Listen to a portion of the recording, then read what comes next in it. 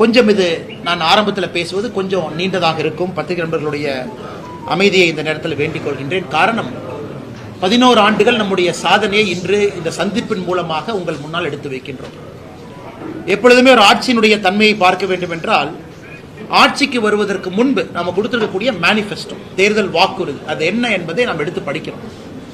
இன்னைக்கு நாட்டு மக்களுக்கு, குறிப்பாக கோயம்புத்தூர் பகுதியில் இருக்கக்கூடிய சொந்தங்களுக்கு, தமிழக மக்களுக்கு என்னுடைய அன்பான வேண்டுகோள், 2014 நம்முடைய தேர்தல் வாக்குறுதியை ஒரு முறை நீங்க எடுத்து படிங்க அப்படின்னு நான் அன்போடு கேட்டுக்கொள்கின்றேன். அதே போல 2019 தேர்தல் வாக்குறுதியும் ஒரு முறை எடுத்து படிங்க அப்படின்னு. இது கொஞ்சம் மாறுபட்ட சிந்தனையா இருக்கும். திராவிட முன்னேற்ற கழகத்தில் யாருமே தேர்தல் வாக்குறுதி எடுத்து படிங்கன்னு சொல்ல மாட்டாங்க. ஆனா 90% நாங்க செயல்படுத்திட்டோன்னு சொல்லுவாங்க. ஆனால் கொஞ்சம் வித்தியாசமாக பாரதிய ஜனதா கட்சியில் நாங்கள் சொல்லுகின்றோம், 2014-19 2 தேர்தல் வாக்குறுதியும் லைன் பை லைன் படிங்க. நம்ம செஞ்சிட்டோமா அப்படின்னு டிக் போட்டுக்கிட்டே வாங்க சைட்ல. 2014 செஞ்சிட்டோமா, செய்யலையா? ஏன்னா நீங்கள் வாக்களித்ததற்கு, உங்கள் வாக்குக்கு நம்பிக்கையாக நாங்கள் நடந்து கொண்டிருக்கின்றோம் என்பது அதுதான் முதல் சாட்சி. 2014 நாம் கொடுத்திருக்கக்கூடிய தேர்தல் வாக்குறுதி, நான் ஏற்கனவே பல மேடைகளில் சொல்லி இருக்கின்றேன், முழுவதுமாக நிறைவேற்றி இருக்கின்றோம். ஒன்னே ஒன்று அதில் பாக்கி இருக்கிறது, யூனிஃபார்ம் சிவில் கோட். அதற்கான மூவ்மெண்ட்டும் நம்முடைய மத்திய அரசு ஆரம்பித்திருக்கிறார். 2014 எல்லா தேர்தல் வாக்குறுதியும் சொல்வதை விட மிக முக்கியமாக 10 தேர்தல் வாக்குறுதியை மட்டும் உங்கள் முன்னால் சொல்ல வேண்டும் என்பது எங்களுடைய ஆசை. ஒரு முக்கியமான வாக்குறுதி நம்ம கொடுத்தோம், ஊழல் இல்லாத உன்னத ஆட்சியை நாம் இந்திய மக்களுக்கு கொடுப்போம். பதுக்கி வைக்கப்பட்டிருக்கக்கூடிய கருப்பு பணத்தை மீட்பதற்கான எல்லா நடவடிக்கை எடுப்போம். இன்னைக்கு 11 ஆண்டுகள்ல நம்முடைய ஆட்சியே சாட்சி. நம்முடைய டெண்டர் ப்ரொக்யூர்மெண்டா இருக்கட்டும், ராணுவ தளவாடங்கள் நாம் வாங்கியிருக்கக்கூடியதாக இருக்கட்டும், மத்திய அரசினுடைய திட்டங்களாக இருக்கட்டும், எங்கேயும் கூட நாம் ஊழல் செய்திருக்கின்றோம் என்று 11 ஆண்டுகள்ல பத்திரிகை நண்பர்கள் நீங்களும் குற்றச்சாட்டுல, எதிர்க்கட்சி நண்பர்களும் கூட குற்றச்சாட்டு. தேவையில்லாத சில வதந்திகளை பரப்பிய பொழுதெல்லாம் உச்சநீதிமன்றத்துக்கு போய் உச்சநீதிமன்றம் ரஃபேல் இருந்து எல்லா விஷயத்திலும் கூட மத்திய அரசின் மீது தவறில்லை என்று சொல்லியிருக்கின்றார். கடந்த 11 ஆண்டுகள்ல அமலாக்கத்துறை, இந்தியாவில் இருக்கக்கூடிய வேறு வேறு ஏஜென்சி ஊழல் கருப்பு பணம் எவ்வளவு பதுக்கி வச்சிருக்கிறாங்களோ 1,45,000 கோடி ரூபாயை நாம் மீட்டெடுத்திருக்கின்றோம். அதே போல வெளியே நாட்டிலிருந்து யாரெல்லாம் ஊழல் செஞ்சுட்டு ஓடி இருக்காங்களோ அவங்களை பிடித்து கொண்டு வருவதற்கான முயற்சி, நிறைய பேர்த்தை எக்ஸ்ட்ராடிட் பண்ணிட்டோம். நிறைய அந்தந்த நாட்டில் நடக்கக்கூடிய கோர்ட்டு கேஸையும் நாம் பார்த்து கொண்டிருக்கின்றோம். அதற்கான உறுதியான நடவடிக்கையை மோடி ஐயா எடுத்திருக்கிறாங்க. பழங்குடி நண்பர்கள், அரசியல்ல நாம் பெரும்பாலும் மறந்துடுவோம். ஏன்னா அவங்க ஓட்டு பெருசா அவங்க போட மாட்டாங்க, தலைவர்கள் இல்லை அப்படின்றத மோடி அவர்கள் 2014 பழங்குடி இடத்தை சார்ந்தவர்களுக்கு முக்கியத்துவம் கொடுத்து, திரௌபதி முர்மு அவர்கள் இன்னைக்கு நம்முடைய ஜனாதிபதியாக பழங்குடி இனத்திலிருந்து வந்திருக்கிறாங்க. நாம் 2014 சொன்னோம், பழங்குடியினர் முன்னேற்றத்திற்காக வன்பந்து கல்யாண் யோஜனா திட்டம் கொண்டு வருவோம். அது மட்டும் இல்ல, பழங்குடி இனத்தை உயர்த்துவதற்கான எல்லா நடவடிக்கையும் எடுப்போம், பொலிட்டிக்கலா எல்லாமே. இந்த திட்டத்தை 2014 ஆட்சிக்கு வந்தவுடன் அக்டோபர்ல ஆரம்பிச்சிட்டோம். இந்தியாவில் பழங்குடியினர் வசிக்கும் கிராமங்கள் மட்டுமே 63,843 கிராமங்கள் இருக்கு. ஒரு கிராமத்துக்குமே இந்த திட்டத்தை கொண்டு போயிருக்கோம். இதற்காக 26,135 கோடி ரூபாய் ஒதுக்கி இன்னைக்கு இந்தியாவில் பழங்குடியின மக்கள் சென்டர் ஆஃப் பாலிடிக்ஸ்ல முக்கியமான இடத்துல அமர்வதற்கான எல்லா நடவடிக்கை எடுத்திருக்கோம். 2014 தேர்தல் வாக்குறுதியில் இன்னும் ஒரு முக்கியமானது, ஆர்டிகல் 370 முழுமையாக நீக்கப்பட்டு காஷ்மீர் இந்தியாவோடு இணைப்போம் என்று சொன்னோம்.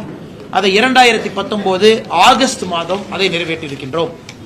பாராளுமன்றத்திலும் சட்டமன்றத்திலும் பெண்களுக்கு 33% இடஒதுக்கீடு வழங்குவோம் என்று 2014 சொன்னோம். 2023 ஆண்டு செப்டம்பர் மாதம் இந்த வாக்குறுதியை நிறைவேற்றியிருக்கின்றோம். சாமானிய மக்களுக்கு மருத்துவ செலவினங்களை குறைப்பதற்காக புதிய திட்டத்தை கொண்டு வருவோம். 2018 ஆயுஷ்மான் பாரத் 5 லட்சம் ரூபாய் மருத்துவ காப்பீடு கொண்டு வந்திருக்கோம். இதுவரைக்கும் 37 கோடி பேர் ஆயுஷ்மான் பாரத் மூலமாக காப்பீடு அட்டையை பெற்றிருக்கின்றார்கள். 1,25 லட்சம் ரூபாய் மத்திய அரசு இந்த காப்பீடுக்காக நாம் செலவு செய்திருக்கின்றோம். தூய்மை இந்தியா திட்டத்தை துவங்குவோம். 2014 அக்டோபர் மாதத்தில் கொண்டு வந்திருக்கோம். 12 கோடி கிராமப்புற வீடுகளுக்கு திட்டத்தின் மூலமாக முதல் முறையாக கழிவறை கட்டி கொடுத்திருக்கின்றோம்.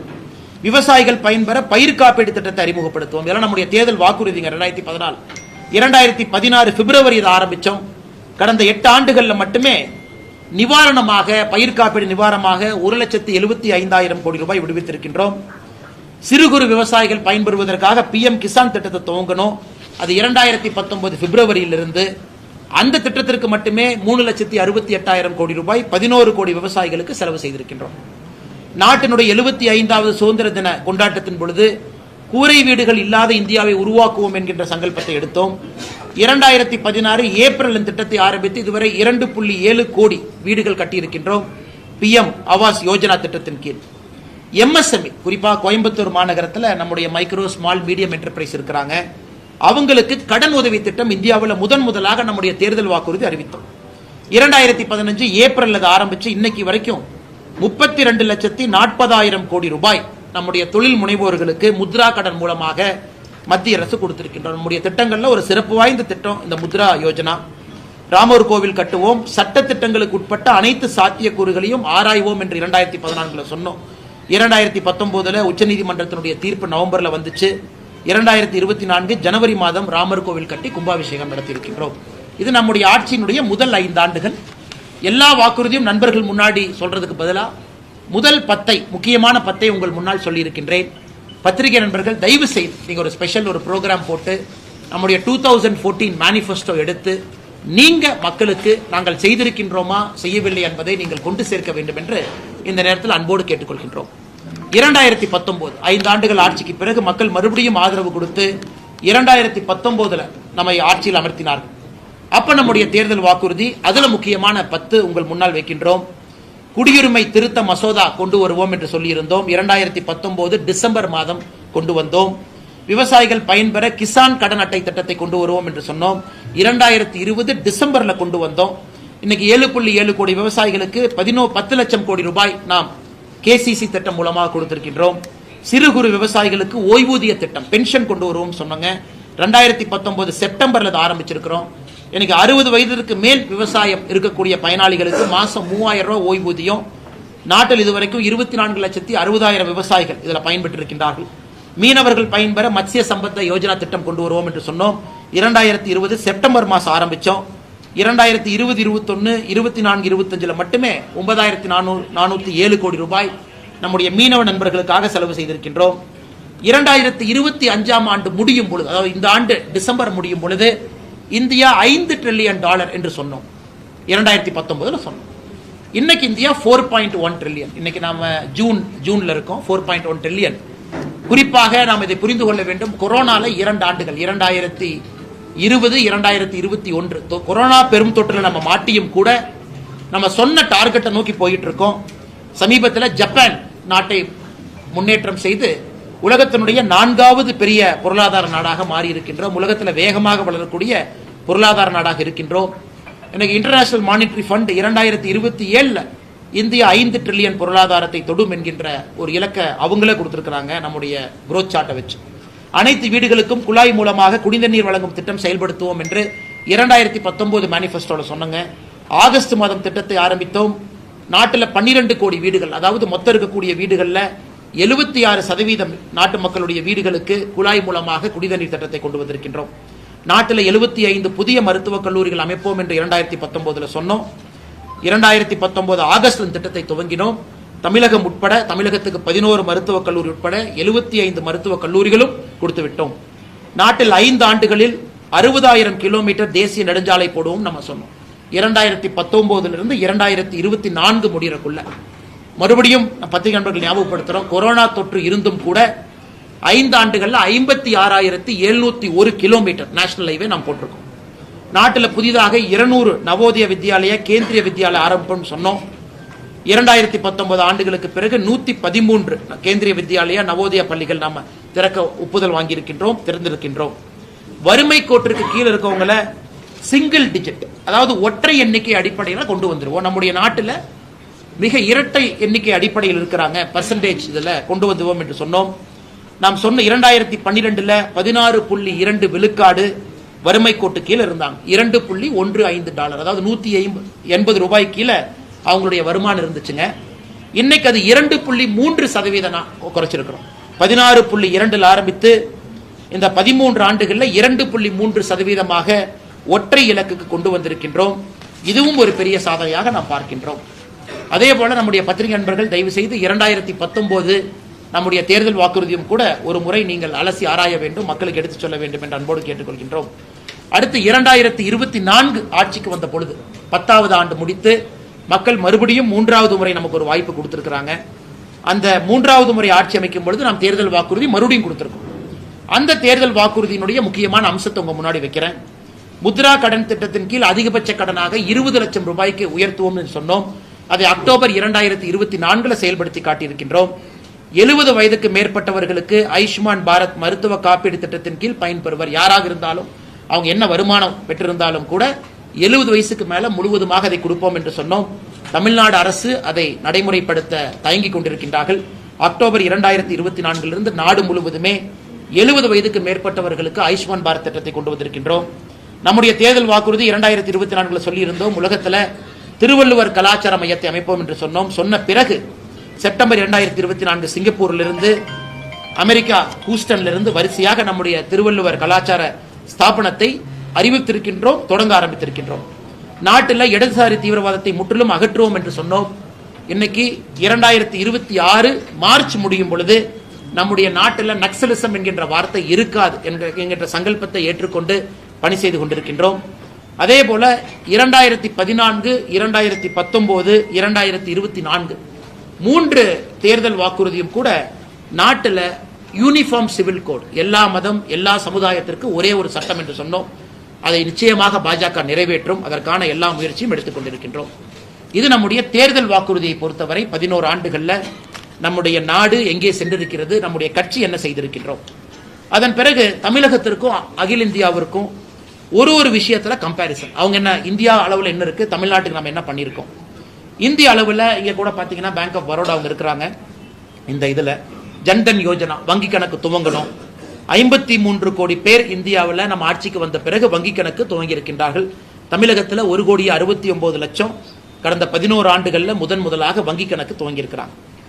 நாட்டில் 52 கோடி முத்ரா லோன் கொடுத்திருக்கோம், 32 லட்சம் கோடி. தமிழகத்தில் 5,79,00,000 முத்ரா லோன் கொடுத்திருக்கோம், 3,20,000 கோடி. இந்தியாவில் முத்ரா லோன்ல தமிழகம் முதல் படியான மாநிலமாக இருக்கின்றோம். ஆயுஷ்மான் பாரத் இந்தியாவில் 37 கோடி கொடுத்திருக்கோம், தமிழகத்தில் 80 லட்சம் கொடுத்திருக்கின்றோம். டேப் வாட்டர் அதாவது குடிநீர் குழாய் மூலமாக 12.2 கோடி வீடுகள் கொடுத்திருக்கோம், தமிழ்நாட்டில் 89,23,000 வீடுகள் கொடுத்திருக்கின்றோம்.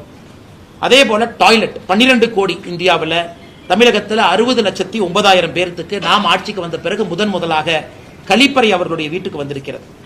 உஜ்வாலா யோஜனா எல்பிஜி சிலிண்டர் நாட்டில் முதலாக 10,30,00,000 பேருக்கு கடந்த 11 ஆண்டுகள்ல கேஸ் சிலிண்டர் வந்திருக்கு. தமிழகத்தில் முதலாக கேஸ் சிலிண்டர் வந்திருக்கக்கூடிய எண்ணிக்கை 40,99,000 குடும்பங்களுக்கு கேஸ் சிலிண்டர் கொடுத்திருக்கும். அதே போல PM ஆவாஸ் யோஜனா கிராமப்புறம் 2.7 கோடி வீடுகள் கட்டியிருக்கின்றோம். தமிழகத்தில் 6,41,532 வீடுகள் கட்டியிருக்கின்றோம். அதே போல இளைஞர்களுக்கு பயிற்சி கொடுத்து அடுத்த கட்டம் எடுத்து செல்வதற்கான PM கௌசல் விகாஸ் யோஜனா 1,42,00,000 இளைஞர்களை நாடு முழுவதுமே நம்ம ட்ரெயின் பண்ணியிருக்கோம். தமிழகத்தில் 8,68,443 இளைஞர்கள் இதை பயிற்சி பெற்றிருக்கின்றார்கள். 1,76,000 ஸ்டார்ட் அப், 118 யூனிகான் இதெல்லாம் நாம உருவாக்கி இருக்கின்றோம். தமிழகத்தில் 10,814 ஸ்டார்ட் அப்பை உருவாக்கி இருக்கின்றோம். அதே போல Atal tinkering lab 3,500 start up incubate பண்ணி 32,000 ஜாப் உருவாக்கி இருக்கோம். தமிழ்நாட்டில் 10,000 அட்டல் டிங்கரிங் லேப், இந்தியா முழுவதும் தமிழ்நாட்டில் 975. PM கிசான் 11 கோடி விவசாய நண்பர்கள்லாம் சூலூர்ல இருந்து வந்திருக்காங்க. பைப்லைன் பிரச்சனை சார்பாக அவங்களுக்கு தெரியும். 11 கோடி விவசாயிகளுக்கு PM கிசான் திட்டம் கொடுத்திருக்கோம். 3,68,000 கோடி செலவு செய்திருக்கின்றோம். தமிழகத்தில் 22,58,000 விவசாயிகளுக்கு 11 கோடியே 3,665 11,365 கோடி 11,365 crore PM கிசான்ல கொடுத்திருக்கின்றோம். அதே போல PM ஃபசல் பீமா யோஜனா இன்சூரன்ஸ் பாத்தீங்கன்னா 23 கோடி விவசாயிகள் பயன்பெற்றிருக்கின்றார்கள். தமிழகத்தில் 86 லட்சம் விவசாயிகள் இதன் மூலமாக பயன்பெற்றிருக்கின்றார்கள். அதே போல நேஷனல் ஹைவே தமிழகத்திற்கு மட்டுமே நாம் ஆட்சிக்கு வந்த பிறகு 2,100 கிலோமீட்டர் தேசிய நெடுஞ்சாலை 11 ஆண்டுகள்ல கட்டி கொடுத்திருக்கின்றோம். இன்னைக்கு தமிழகம் 7,000 கிலோமீட்டர் தாண்டி தேசிய நெடுஞ்சாலை தமிழகத்தில் இருக்குது. இதெல்லாம் நாம் செய்திருக்கக்கூடிய சாதனையாக இந்த நாள் 11 ஆண்டுகள் நம்முடைய ஆட்சி அமைத்த பிறகு பத்திரிகை முன்பு வைக்கின்றோம். அதையெல்லாம் தாண்டி மிக முக்கியமாக சில விஷயங்களையும் நம்ம கையில் எடுத்திருக்கின்றோம். மெட்ரோ கோயம்புத்தூருக்கு விரைவிலே மெட்ரோ வர வேண்டும் என்பது எங்களுடைய ஆசை. அதற்கான எல்லா பிரயத்தனம் எடுத்துக் கொண்டிருக்கின்றோம். 2014 வெறும் 5 நகரத்திற்கு மட்டும் மெட்ரோ இருந்துச்சுங்க. எனக்கு 23 நகரங்களுக்கு மெட்ரோ வந்திருக்கிறது. வெறும் 248 கிலோமீட்டர் வழித்தடம் இருந்துச்சு மெட்ரோ, இன்னைக்கு 1000 கிலோமீட்டர் வந்திருக்கு. ஏர்போர்ட் 2014 74 ஏர்போர்ட் இருந்துச்சு, இன்னைக்கு 160 விமான நிலையங்கள். 1,51,00,000 பேர் இந்த உடான் ஸ்கீமை பயன்படுத்தி முதல் முறையாக விமானத்தில் பயணம் செய்திருக்கின்றார்.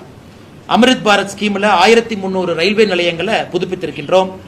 அதே போல ஏற்கனவே சொன்னது போல ஆர்டிகல் 370, 35A அதையெல்லாம் நாம் எடுத்திருக்கின்றோம். நக்சல் வயலன்ஸ் மூலமாக வரக்கூடிய பிரச்சனைகள் 81% குறைத்திருக்கின்றோம். இந்த ப்ரொடக்ஷன் லிங்க்டு இன்சென்டிவ் ஸ்கீம், இந்த தமிழக அரசு அதிகமாக ஸ்டிக்கர் ஒட்டுறது எங்க ஊர்ல செல்போன் செய்யறாங்க, எங்க ஊர்ல அது செய்யறாங்கன்னு, அது மத்திய அரசினுடைய முழுமையான திட்டம். 1,60,000 கோடி ரூபாய் 14 செக்டர்ல நம்ம இன்வெஸ்ட் பண்ணியிருக்கோம். இன்னைக்கு இந்தியா உலகத்தினுடைய 2வது பெரிய செல்போன் மேனுஃபேக்சராக மாறி இருக்கின்றோம். 25 கோடி இந்தியர்களை பாவர்ட்டி, அதாவது கடுமையான கோரமாக இருக்கக்கூடிய வருமான கீழே 180 ரூபாய்க்கு கீழே இருக்கவங்களை மேலே கொண்டு வந்திருக்கின்றோம். 25 கோடி பேர்த்த புதிய கல்விக் கொள்கை 2020 கொண்டு வந்திருக்கோம். அக்னிவீர் ஸ்கீம்ல 1 லட்சம் இளைஞர்களுக்கு மேல நம்முடைய இந்தியன் ஆர்மி, ஏர்போர்ஸ், நேவியில ஜாயின் பண்ணியிருக்கிறாங்க. அதே போல 10 லட்சம் பேருக்கு அரசு வேலை கொடுப்போம் என்று ஆரம்பித்தோம் ரோஸ்கார் மேளா, அதையும் நிறைவேற்றி இருக்கின்றோம். இது போன்ற ஒரு துறையிலும் கூட நம்முடைய சாதனை பெரிதாக இருக்கிறது.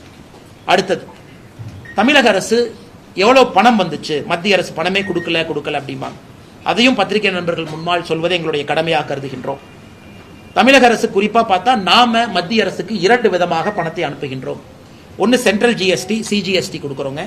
இன்னொன்னு இன்கம் அண்ட் கார்பரேட் டாக்ஸ். நாம இன்கம் டாக்ஸ் கட்டுறோம், கார்பரேட் காரங்க கார்பரேட் டாக்ஸ் கட்டுறாங்க. இரண்டும் மத்திய அரசுக்கு போகுது. பினான்சியல் இயர் 21, 22, 22, 23, 23, 24, 24, 25 முழு டேட்டா இல்லைங்க. இப்ப 21, 22 எடுத்துக்கிட்டீங்கன்னா மொத்தமா நம்முடைய தமிழகத்திலிருந்து மத்திய அரசுக்கு நாம் கொடுத்திருக்கக்கூடிய வரி 21, 22 1,10,453 கோடி, 22, 23 1,34,425 கோடி, 23, 24 1,59,030 கோடி. நாம் இங்கிருந்து வரியாக CGST, income and corporate tax கொடுத்தோம். இப்ப மத்திய அரசு தமிழக அரசுக்கு என்ன கொடுத்தாங்க? நேரடி பணமாக டெவல்யூஷன், கிராண்ட் அண்ட் எய்ட் 2 காலத்துல கொடுப்பாங்க. டெவல்யூஷன் நேரா கொடுப்பாங்க, கிராண்ட் அண்ட் எய்ட் திட்டத்தை பொறுத்து கொடுப்பாங்க. 21, 22 நாம் கொடுத்த வரி 1,10,453 கோடி. நேரடியாக மத்திய அரசுடைய நிதி பகிர்வு மட்டுமே 72,510 கோடி. அதே போல 22, 23 1,34,425 கோடி நிதி பகிர்வு அந்த ஆண்டு தமிழக அரசுக்கு வந்தது 76,465 கோடி. இதை தாண்டி நேரடி நிதி பகிர்வை தாண்டி பத்திரிகை டேட்டா கொடுத்துறோங்கன்னா, நேரடி நிதி பகிர்வை தாண்டி 21, 22 100 நாள் வேலைவாய்ப்பு திட்டத்துக்கு 9,638 கோடி, பிஎம் கிசான் 2,779 கோடி, ஃபுட் சப்சிடி, அதாவது நாம் ரேஷன் கார்டில் அட்டையில வாங்கக்கூடிய உணவுக்கு மத்திய அரசுடைய மானியம் 13,000 கோடி, ஃபர்டிலைசர் சப்சிடி, யூரியாக்கான சப்சிடி 5,000 கோடி. ஸோ 2021, 22க்கு ஒரே ஒரு ஆண்டை உதாரணமாக எடுத்து உங்களுக்கு விளக்குறோங்க. 30,654 கோடி மத்திய அரசு சப்சிடி மூலமாக 100 நாள் வேலைவாய்ப்பு திட்டத்துக்கு பணமாக, சம்பளமாக கொடுத்திருக்கிறார். ஸோ கூட்டி கழிச்சு பார்த்தீங்கன்னா நாம் வரியாக மத்திய அரசு கொடுத்தது 1,10,453 கோடி வரியாக. மத்திய அரசு பணமாக கொடுத்தது 72,000 கோடி. மத்திய அரசு திட்டத்தின் மூலமாக கொடுத்தது 30,000 கோடி. ரெண்டையும் ஆட் பண்ணி பார்த்தீங்கன்னா 1,02,000 கோடி, அதாவது 8,000 கோடி ஷார்டேஜ் இருக்கு அந்த ஒரு ஆண்டு. அதுக்கு திரும்ப பார்த்தீங்கன்னா நேஷனல் ஹைவேக்கு நம்ம கொடுத்த பணம், ரயில்வேஸ், ஏர்போர்ட், சாகர்மாலா, இதையெல்லாம் மொத்தமா கூட்டி கழிச்சு பார்த்தீங்கன்னா நாம் கொடுத்த ஒரு ரூபாய்க்கும் மத்திய அரசு திரும்ப 1 ரூபாய் கொடுத்திருக்கிறாங்க. அதை இந்த பத்திரிகையாளர் சந்திப்பு முடித்த பிறகு நம்முடைய நண்பர்களுக்கு இந்த டேட்டாவை கொடுத்துட்றோம். ஸோ மாநில அரசு செக் பண்ணட்டும், நம்ம கொடுத்ததுக்கும் மத்திய அரசு திரும்ப கொடுத்துட்டாங்களாம். அதையும் கூட மோடி அவர்கள் நேர்மையாக அவர் ஆட்சி அமைத்த பிறகு வந்த பினான்ஸ் கமிஷன்ல மாநில அரசுக்கு 32% நிதி பகிர்வை 42% உயர்த்தி அதை பண்ணியிருக்காங்க. ஸோ கூட்டி கழிச்சு சொல்ல வேண்டும் என்றால் கடந்த 4 ஆண்டுகள்ல நாம் தமிழர்கள் மத்திய அரசு கொடுத்த வரி 4,36,136 crore. Total transfer by to Tamil Nadu by central government 5,47,380 crore எல்லாம் சேர்த்தி. அதனால் அதையும் கூட இந்த நேரத்தில் உங்களுக்கு சொல்வதற்கு கடமைப்பட்டிருக்கின்றோம். இதை தாண்டிங்கன்னா இந்த மாதிரி ஒரு பெரிய புத்தகம் நம்முடைய மத்திய அரசு நம்ம போட்டிருக்கோம், 11 ஆண்டுகளுக்கான புத்தகம். ஒரு செக்டர் இது பார்த்தீங்கன்னா 11 ஆண்டுகள் ஆங்கிலத்தில் எல்லாம் இருக்குங்கன்னா தமிழ்ல இருக்கு. இது எல்லா இடத்திலும் மக்களுக்கு கொடுக்குறோம். மத்திய அரசினுடைய இடத்துல கொடுக்குறோம், ரயில்வே ஸ்டேஷன், பஸ் ஸ்டாண்டில். இது இ காப்பி இருக்கு, வெப்சைட்டில் எடுத்துக்கலாம், வாட்ஸ்அப்பில் கூட ஃபார்வர்ட் பண்ணிக்கலாம். அதனால எல்லோருக்கும் கூட நாம் செய்திருக்கக்கூடிய சாதனை ஒரு புத்தகமாக இருக்கு. நம்ம என்ன செஞ்சிருக்கோம், ஒரு துறையில் என்ன மாற்றத்தை கொண்டு வந்திருக்கின்றோம். பாதுகாப்பு துறையாக இருக்கட்டும், டிஃபென்ஸ் துறையாக இருக்கட்டும், பெண்களுக்காக இருக்கட்டும், இளைஞர்களுக்காக இருக்கட்டும், விவசாயிகளுக்காக இருக்கட்டும். பத்திரிகை நண்பர்களுக்கு என்னுடைய அன்பான வேண்டுகோள், நம்முடைய மாவட்டத்தினுடைய தலைவர் அவங்க இது ஒரு இ காப்பியா பத்திரிகை நண்பர்களுக்கு அனுப்பிச்சு விட்டுட்டீங்கன்னா இ காப்பி இருக்கு, அது எல்லா பத்திரிகை நண்பர்களும் ஒரு பார்த்துருவாங்க. ஏன்னா நம்ம இந்த பிரஸ் மீட்ல எல்லா விஷயத்தையும் பேசுவது நேரம் உங்களுக்கு அதிகமாக எடுத்துக்குவோம். அதனால ஒரு முறை நீங்க அதை பார்க்கணும். இந்த புத்தகம் பாருங்கன்னா, புத்தகம் இந்த மாதிரி இருக்கு, இதுதான் புத்தகம். நாம இதில் வந்து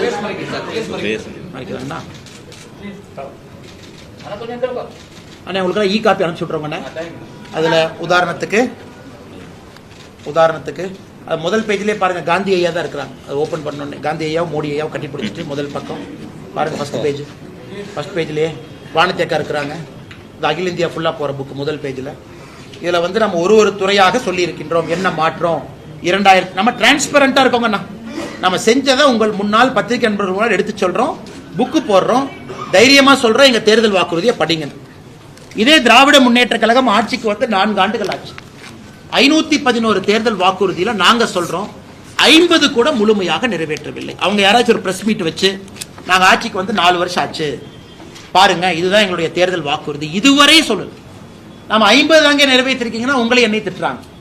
முதலமைச்சர் அவர்கள் ஒரு மேடையில ஒரு நம்பர் சொல்றாங்க. 90% இடத்துல சொல்றாரு, 88% இடத்துல சொல்றாரு, 96% இடத்துல சொல்றாரு. ஒருவரும் கூட ஒரு நம்பர் சொல்றாங்க. அதனால பத்திரிகை நண்பர்கள் 4 ஆண்டுகள் திராவிட முன்னேற்ற கழகத்தினுடைய ஆட்சி முடிந்திருக்கக்கூடிய காரணம் இருக்கிறனால திமுக தேர்தல் அறிக்கையை அக்கா கட்ட கொண்டு வந்துட்டாங்க பாருங்க. இது திமுகவுடைய தேர்தல் அறிக்கை இங்க இருக்கு. அதனால் யாராவது ஒரு பத்திரிகை நண்பர் அந்த தேர்தல் அறிக்கையை டவுன்லோட் பண்ணி இவங்க உண்மையாலுமே சொன்னாங்களா, இவங்க சொன்னதுல என்ன உண்மை இருக்கு இங்க பாருங்க. அதாவது 505 விஷயங்கள் சொல்லிட்டு அதுக்கப்புறம் 7 சொல்றாங்க. பொருளாதாரம், வேளாண்மை, நாங்க என்ன பண்ணுவோம்னு சொல்லிட்டு தனியா இன்னொரு பேஜ் அட்டாச் பண்றாங்க. 2 சேர்த்துனீங்கன்னா 505 + 7 512 வரும் திமுகவுடைய தேர்தல் அறிக்கை. யாராவது ஒருத்தர் தயவு செஞ்சு அவங்க சொன்னதுக்கெல்லாம் நாம போட் பண்ணிருக்காங்களா அப்படின்னு நீங்க டிக் போட்டு பாருங்க. எனக்கு தெரிந்து 50 கூட அவங்க செய்யணும். 50 கூட, வெறும் 50 தேர்தல் வாக்குறுதி கூட நிறைவேற்றாம இன்னைக்கு ஆட்சியில திராவிட முன்னேற்ற கழகத்தினுடைய ஆட்சி இங்கே நடந்து கொண்டிருக்கிறது. அதையும் கூட பத்திரிகை நண்பர்களுக்கு இந்த நேரத்தில் உங்களுடைய கவனத்துக்கு நாங்கள் கொண்டு வர்றோம். இதை தாண்டி உங்களுக்கு கேள்வி இருந்தா கேளுங்க. அதெல்லாம் பதில் சொல்றேன். முதல் இதெல்லாம் முடிச்சுக்கலாம். இந்த அண்ணா பல்கலைக்கழகம் சிடிஆர்லாம் கடைசியா வச்சுக்கோங்கன்னா ஃபர்ஸ்ட் இதை முடிச்சுக்கலாம். நீங்க இவ்வளவு தூரம் சொன்னீங்களே, இவ்வளவு தூரம் சொன்னதுக்கு அப்புறமும் பள்ளி கல்விக்காக, பள்ளி கல்விக்காக எதற்காக நீதிமன்றத்தை நாடித்தான் பணம் வாங்க வேண்டியிருக்கா சார் மத்திய அரசு? ஃபர்ஸ்ட் இது சம்பந்தமா கேள்வி இல்லைங்கன்னா பெட்ரோல் டீசல் விலை குறைப்புன்னு சொல்லி சொன்னீங்க தேர்தல் வாக்குறுதியில, அதை பத்தி ஒரு வார்த்தை கூட பேசுறீங்க. அண்ணா, தேர்தல் வாக்குறுதியில பெட்ரோல் டீசல் விலை குறைப்பதாக சொன்னோம், குறைத்திருக்கின்றோம். எவ்வளவு குறைச்சிருக்கீங்க? 5 ரூபா 4 ரூபா ஒரு முறை குறைச்சோம், ஒரு முறை 10 ரூபா 7 ரூபா குறைச்சோம், எல்பிஜி சிலிண்டர் குறைச்சோம். ஆனா இதே தேர்தல் திமுக தன்னுடைய தேர்தல் வாக்குறுதியில பெட்ரோல் டீசல் விலையை குறைக்கிறேன்னு சொன்னாங்க. நாங்க 2 முறை குறைத்திருக்கின்றோம் 11 ஆண்டுகள்ல. 2 முறை பாரதிய ஜனதா கட்சி ஆட்சியில குறைச்சிருக்கிறோம். கடந்த முறை தீபாவளியில குறைச்சிருக்கிறோம். ஆனா நம்முடைய ஆட்சியில் நம்ம ஏத்துறது இல்லைங்கன்னா ஆயில் மார்க்கெட்டிங் கம்பெனி சந்தை நிலவரப்படி அவங்க பிக்ஸ் பண்றாங்க. பெட்ரோலியம் மினிஸ்டரோ மத்திய அமைச்சரோ நாங்க அமைச்சரவையிலிருந்து 10 ரூபாய் ஏத்துங்க 20 ரூபாய் ஏத்துங்கன்னு சொல்றது இல்லைங்க. அதுக்கு ஒரு ஃபார்முலா இருக்கு. International Brent oil crude price, அது லேண்டிங் காஸ்ட் மும்பைல, அது மும்பைல லேண்ட் ஆனதுக்கு அப்புறம் அந்த லேண்டிங் காஸ்ட்டை வச்சு ஆயில் மார்க்கெட்டிங் கம்பெனி OMC ஒரு பிரைஸ் பிக்ஸ் பண்றாங்க. இதுல மத்திய அரசுடைய தலையீடு எங்கேயுமே இல்லை.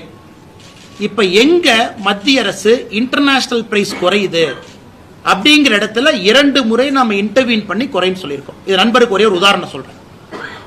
மாநில அரசுகளாக நீங்க கேட்கலாம், மத்திய அரசு நீங்க குறைச்சிட்டீங்க, மாநில அரசு குறைச்சுதான். பாரதிய ஜனதா கட்சி ஆளுகின்ற எல்லா மாநிலத்திலும் மாநில அரசு தனியா பெட்ரோலை குறைச்சாங்க. உதாரணத்துக்கு கர்நாடகா, நாம 10 ரூபா குறைச்சதுக்கு அப்புறம் கர்நாடகால 5 ரூபா குறைச்சாங்க. இது எவ்வளவு பெரிய ஆச்சரியம் பாருங்க. அப்ப கர்நாடகால யாராச்சும் இன்னைக்கு இருக்கிறாங்க அப்படின்னா 15 ரூபாய் குறைச்சிருக்காங்க. மாநில அரசு 5 ரூபாயும் மத்திய அரசு 10 ரூபாயும். ஆனா தமிழகத்துல கர்நாடகால பிஜேபி அரசு எங்கேயுமே கர்நாடகாவுடைய ஆளுகின்ற இதுக்கு முன்னாடி ஆண்ட பிஜேபி அரசு நாம் குறைப்பதாக சொல்ல இருந்தும் குறைச்சோம். ஆனா தமிழகத்துல திராவிட முன்னேற்ற கழக அரசு தேர்தல் வாக்குறுதியாக கொடுத்து விட்டும் கூட சிலிண்டருக்கு 100 ரூபாய் குறைக்கணும், குறைக்கல. பெட்ரோல் டீசல் 5 ரூபா 4 ரூபா குறைக்கணும், குறைக்கல. அப்படி இருந்தும் கூட பத்திரிகை நண்பர்கள்ட்ட அக்கௌண்டபிலிட்டி இல்லாம சுத்துறாங்க. ஒரு பத்திரிகை நண்பர்கள் ஒரு பிரஸ் மீட் வைக்கும் போது நீங்க கேட்பீங்க, அண்ணே 4 வருஷம் ஆச்சு, இன்னைக்கு பாஜக சொல்றாங்க நாங்க இவ்வளவு பண்ணிருக்கோம், இன்னைக்கு உங்க தேர்தல் வாக்குறுதி 505 + 7 512, நீங்க ஏன் செய்யல அப்படின்னு பத்திரிகை நண்பர்கள் நீங்களும் கேட்கணும். ஏன்னா ஒரு ஜனநாயகத்தில் அக்கௌண்டபிலிட்டி வேணும் அல்லங்கண்ணா. நாம நம்ம நண்பர்களுக்கு என்னுடைய அன்பான அறிவுறுத்தல், international Brent crude oil price landing காஸ்ட்டை வச்சு நம்ம பண்றோம். எங்கேயும் யாருக்கும் அநியாயம் பண்ணல. எந்த ஆயில் மார்க்கெட்டிங் கம்பெனி, ஒரு பாரத் பெட்ரோலியமோ இந்தியன் ஆயிலோ மக்கள்கிட்ட நாங்கள் சம்பாதிச்சு 50,000 கோடி ப்ராஃபிட் பண்றோம், அதற்கும் நாங்கள் விடல. எங்களை பொறுத்தவரை பெட்ரோல் டீசலாக இருக்கட்டும், எல்பிஜி சிலிண்டராக இருக்கட்டும், ஏழை மக்களோடு எப்போதும் வென்று கொண்டிருக்கின்றோம். 2014 பெட்ரோல் டீசல் விலை என்ன, இப்போ என்ன இருக்கு? அப்போ சென்ட்ரல் கவர்மெண்ட் வந்து எவ்வளவு வசூலிச்சாங்க, இப்போ எவ்வளவு வசூலிக்கிறாங்க? அன்னைக்கு கேஸ் பிரைஸ் என்ன, இன்னைக்கு கேஸ் பிரைஸ் என்ன, ஒரு கம்பேரிசன். அண்ணா 2014 நம்ம ஆட்சிக்கு வந்த பொழுது வெறும் 64% மக்கள் வீட்டுல மட்டும்தான் கேஸ் சிலிண்டர் இருந்துச்சு. உதாரணத்துக்கு என்னுடைய அம்மாச்சி வீட்டில் சொல்றது அண்ணா சொல்றேன், நான் சொல்றேன் கேட்கலாம், நல்ல கேள்வி, நான் சொல்ற பதிலி நீங்க கேட்டுக்கங்க. நல்ல கேள்வி நீங்க கேட்டது. 2014 நம்ம ஆட்சிக்கு வந்த பொழுது வெறும் 64% மக்கள் வீட்டில் தான் கேஸ் சிலிண்டர் இருந்துச்சு. அதையும் நீங்க பாருங்க, 36% மக்களுக்கு நம்ம கேஸ் சிலிண்டர் கொடுத்திருக்கோம் முதலாம். இன்னைக்கு இந்தியாவில் 99.99% வீட்டில் கேஸ் சிலிண்டர் கொடுத்தாச்சு. அப்ப நம்முடைய அரசு, மோடி ஐயா அரசு 36% மக்களுக்கு புதுசா இலவச சிலிண்டர் கொடுக்கிறோம்.